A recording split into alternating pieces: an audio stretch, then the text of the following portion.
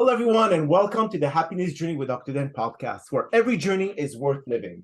My name is Dr. Dan, and I'm your host for today's episode. I'm a bilingual neurolinguistic programming and cognitive behavior psychotherapist specializing in anger management issues, both court-appointed and private, marriage counseling using the EFT method, dissociative disorders, narcissistic personality disorders, depression, anxiety, dream analysis, and also provide life, business, and retirement coaching support. I provide individual one-on-one sessions in both French or English, and also do group settings. If you need any assistance, reach out to DMB Therapy and Coaching Services at 301-325-1550, and our website can be found at lifecoachdanamzalak.com. Today, I'm very excited to have for our 9th episode of season 15, a very special guest and life adversity coach, Marsha VanWynsberghe. And just like every of my past episodes, I will leave it up to the guests to properly introduce themselves, as no one can do a better job. Marsha, the floor is yours. Thank you so much for having me, Dr. Dan. I'm thrilled to be here. My name is Marsha VanWynsberghe, and I have a whole lot of different things that I do, but it is really focused around teaching people how to share vulnerable stories, find your voice, use it, really remove those limiting beliefs, the blocks, the stories that we all tell ourselves that keep us stuck. And I have walked that journey myself. And I was a parent who dealt with teen substance abuse about 10 years ago. And through that process, I found myself losing my voice. Shame was like swallowing me whole. I was stuck and I did not know how to move forward. And through a lot of work and support through mentors, counselors, crisis counselors, I found myself in a space of feeling called to share my story. It doesn't make logical sense. A lot of people think like, how could you just do that? Or why would you just do that? I think it's because I felt so incredibly alone and isolated. And I was convinced I was the only person in the world who was struggling with this, which we know is not true. And it's not until you start to share your stories and you start to share that voice that you actually open up and you're able to connect with the people that you're meant to connect with. So that's where the journey really started, from small stages to bigger stages to collaborative books, podcasts. And it has really been a journey of just helping people to learn how to share those stories. Well, thank you so much for being on this show, especially it being the Happiness Journey with Dr. Dan. I just want to be able to first help our listeners understand what is life adversity coach. I mean, I know you said about sharing your stories, sharing the struggles that you face, the adversities, but how do you help people see it with your eyes, see it with the same challenges that you face, and especially how to overcome those limiting beliefs that many of us have? That is such a fantastic question. And I think there's a number of different ways to do it, but it really comes down to we have the story that we're walking through, that we're living, and then we also have the story that we're telling ourselves about what we're living. Okay. And that narrative is really what gets us in trouble, because the facts of the story, like I couldn't control what we were walking through, but I could change the narrative about the story about what we were walking through. So that sounds complicated. It's actually quite simple, not easy, but simple. And through that process, like with clients, we will break down what their story is and take a look at all of the pieces that are there. And then it's like, what lessons have you learned because of it? Are you a different person now since you've walked through this? And we all are, right? We're changing and evolving every single day. And so I don't come at it from the standpoint of, finding 100% gratitude in what you've walked through, because I think that doesn't feel like the right message to me, especially when people are walking through trauma. I help them to see, who are you today and how has this shaped you into who you are? And what could you do with this story? Most people who reach out to me are in a space of wanting to see their story differently, wanting to do something, wanting to help that younger version of themselves. And so it's really breaking down what the story is. Then we also get into, with different NLP techniques, looking at like, what are the limiting beliefs that are there? What are the stories that you're telling yourself? And how can we get to the root of what those stories are to create new empowering stories to help you to move forward? And even if a person never gets to a space where they're openly sharing it on podcasts or, in books, you don't have to do that, because so many people are intimidated by that. But the way I often explain it is that if your story is defining you, it is actually holding you back from living the life that you're meant to live, even if you don't ever share it. Mhm. So it really becomes a space of what would change in our life if we could start to look at some of those stories differently. So do you feel that the neurolinguistic programming specialty that you teach others and the philosophy about stoicism, which is the dichotomy of control, what you can and can't control, do you feel that this is very correlated with neurolinguistic? I do. And ironically, I didn't learn neurolinguistic till almost 2.5 years ago. So I was the person who put my head down and just pushed through. And I think that those are strengths that only work for so long. And eventually my body was just like, this is just it, I can't do this anymore. And I didn't understand it. During that time, NLP crossed my path. And it really did pique some curiosity for me that it was like, oh, wait, what are the stories I'm telling myself? What are the limiting beliefs that are there? And so when I really started to understand NLP, it helped me to help clients to change the story, and to change the meaning of the story, but also really what we're holding on to in our bodies, that trauma that we're holding on to, you can't just consciously make yourself change it. You have to actually get to the roots of it to change it. So NLP came into my life at a good time. I wish I'd have learned it sooner, but it came into my life at a really a peak time, and it has been incredibly beneficial to learn those pieces and those tools. So what do you feel like? I know that NLP was created in 1970s by Richard and John. Why do you feel that it is not so prominent in today's psychological world? Why don't they teach NLP as much as they would teach CBT or DBT or any other psychology or psychotherapy? Do you feel that there's something missing in NLP that practitioners are not really pushing too much on it? That is such a great question. And I guess I'm just going to go with my gut on an answer here. I feel like we are very much a society and a culture that if you work harder, you can create those results. Like you just have to make it happen. Grit is there. You have to do those things.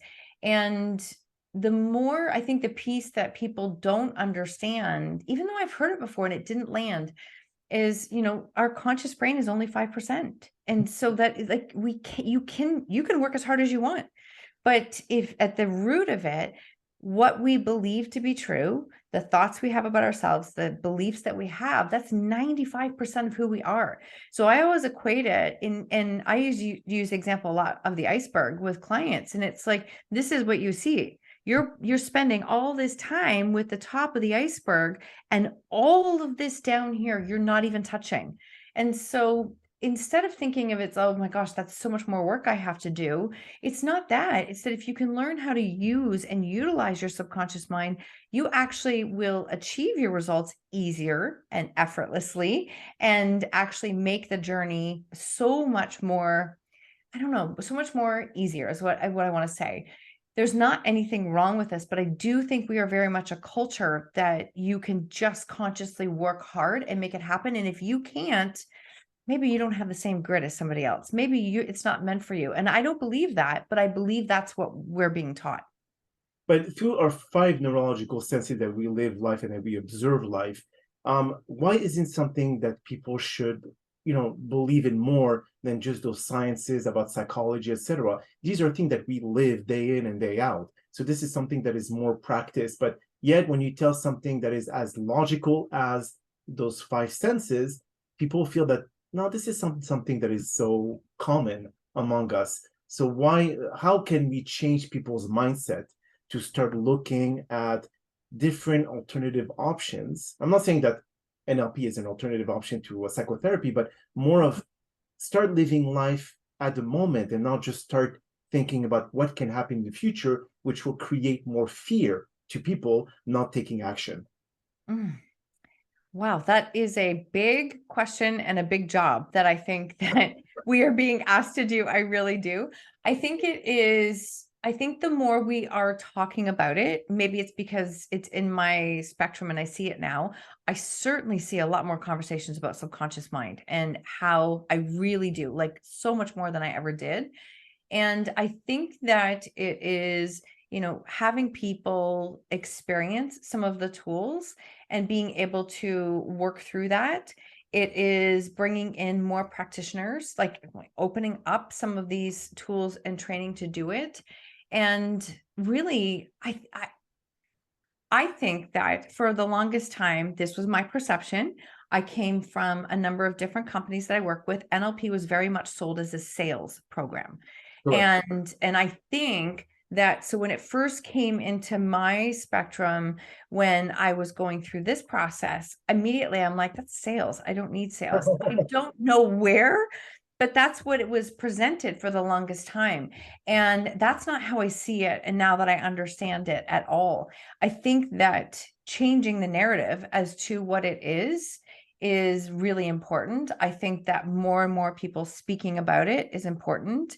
I think that exposing people to the modalities that are there, they are incredibly powerful and important when it comes to healing and helping us to change that story. So just as a quick example, when I did time techniques and I was the client and we went through some of those processes, we spend so much time thinking that the triggers that we're experiencing every day are the problem, and they're not the problem. It's that the root of it can be buried so deep in us.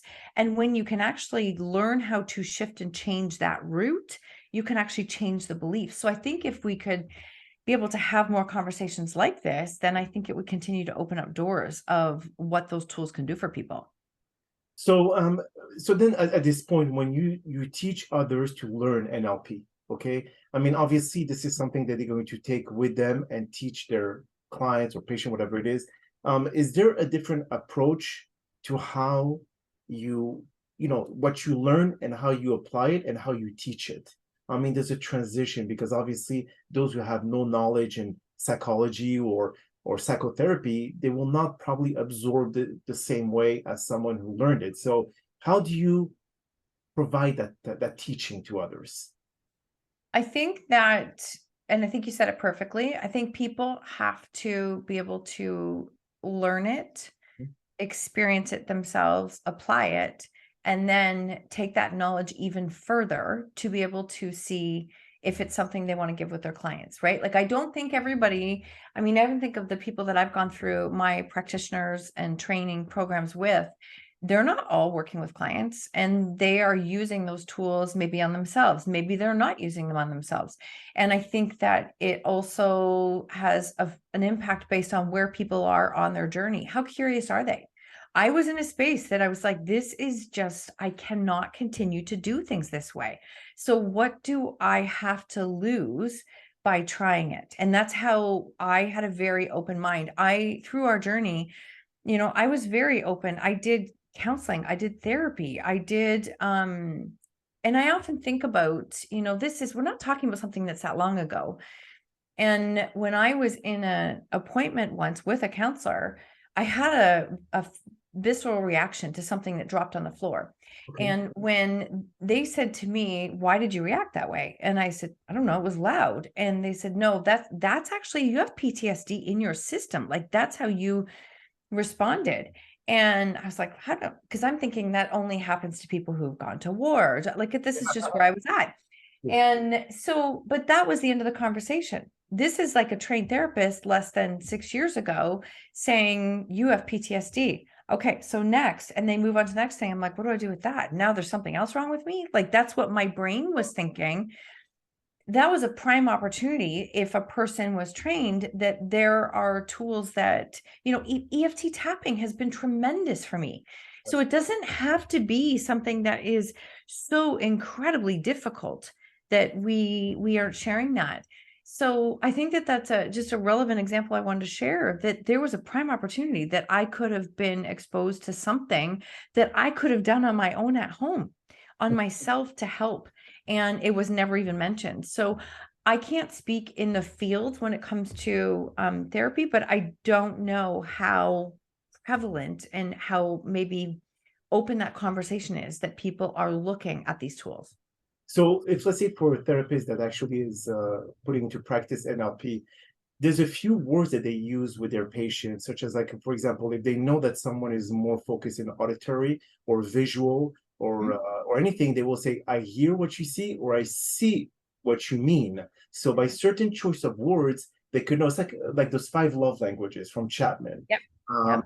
you know exactly that this person is more about words of affirmation. So you focus more on understanding what they want to hear, so you could actually apply it. The same goes with NLP, but again, it's very difficult to be able to understand how can we focus our energy in one of the 5 neurological senses to be able to take them away from that limiting belief and to put it to detach themselves like you did and start knowing that there's opportunities out there that they can actually grow and prosper from.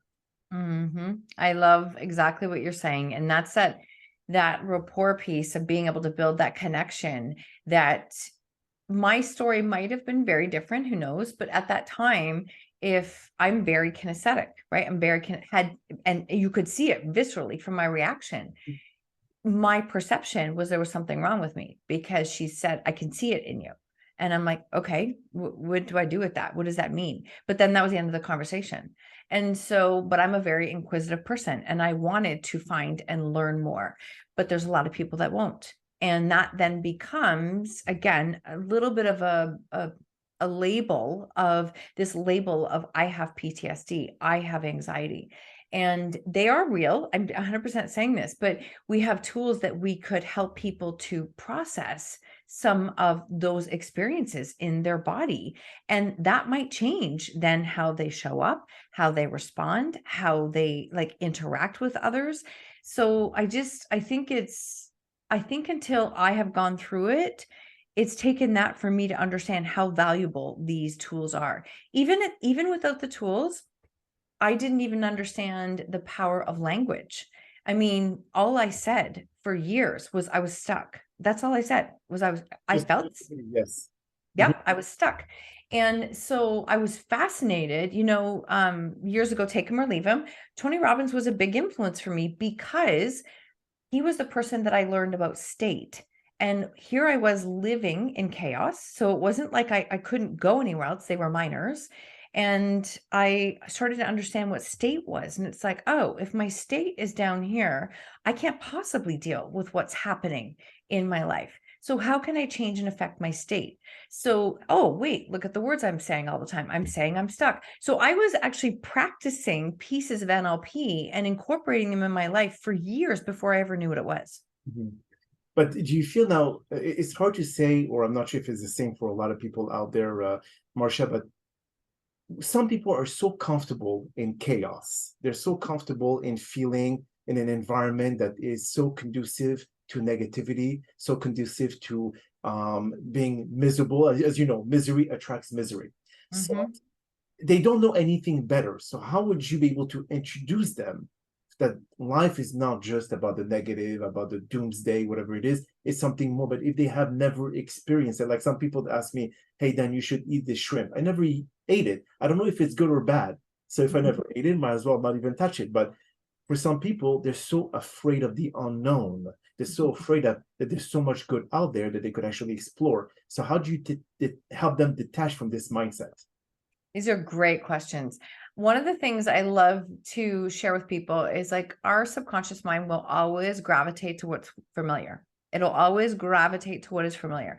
So even when we're working with a client, it can be like, what is familiar to you? What is something that you experience on a regular basis? And that can also be the examples of, you work towards achieving your goals and you get within that 5% and then you fall backwards again. Has that happened before? And you could see them going, well, yes, that happens all the time because you gravitate towards what is familiar. So it's like, let's break down what the familiar stories are that you are telling yourself on a regular basis. And then sometimes it's just breaking down, like, is that true? How can we work to say those words in a more empowering way? I use examples that our thoughts are literally only ever replaying the past or creating the future. So which ones are they doing? The more consciously aware somebody can become of the language and the words and the thoughts that they are using on a daily basis, the better chance they have to create change. And so clients will say, wait, do I have to do this like all the time? I'm like, well, do you think all day? Like, do you think, because you've had, 5 decades to be able to like anchor in these beliefs. It is going to take work, but eventually it's the repetition, right? It's that repetition. So I really start to break down, this is what it takes. And then you've got to find ways to really celebrate those wins, because I still have, I think also really clarifying that limiting beliefs, they're not going to go away. You change your reaction with them. I think that's really important, because people think they're doing something wrong if the limiting beliefs go away. And I actually had a podcast guest not that long ago that said that I don't have any anymore. And I'm like, I actually have to call you on that, because I actually do. I'm so sorry, but I do, because if you can say you have absolutely no limiting beliefs come up, I want to know, how small is the circle that you're living in? Because you're not stretching past that. So my point is that we will keep experiencing those things, but our relationship with them changes. I see those limiting beliefs pop up all the time now. And it's like, oh yeah, I see this. I know how I've navigated. I recognize it. I consciously am aware of it. That's how we can continue to create change. So what would you say, Marsha, the delay between the positive and negative thought that go through our mind? And we have around 70,000 of them, so it's hard to really monitor each and every one of them. But the thing is that a lot of people say, if I think negative today, okay, will the outcome of my negative thought have impact within the next 6 months from now?